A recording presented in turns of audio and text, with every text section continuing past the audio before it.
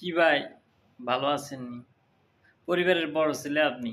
আইসেন প্রবাসে, মিডল ইস্টের রাষ্ট্রে, গরমের রাষ্ট্রে, ৫০ ডিগ্রির উপরে তাপমাত্রা। করেন কি রাজমিস্ত্রি কাম, পাইপ ফিল্টারের কাম, এসি ফ্রিজের কাম।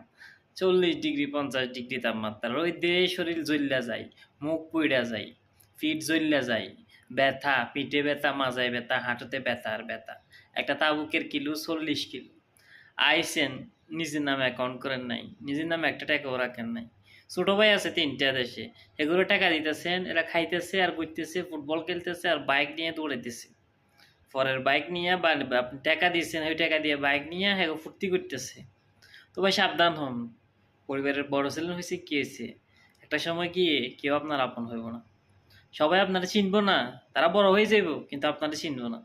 আপনি যে এগুলাকে কি করছেন এটা ভুলে যাইব। সাবধান হন। পরিবারের বড় ছেলে হইছেন, সাবধান হন। নিজের লাইগে কিছু করার চেষ্টা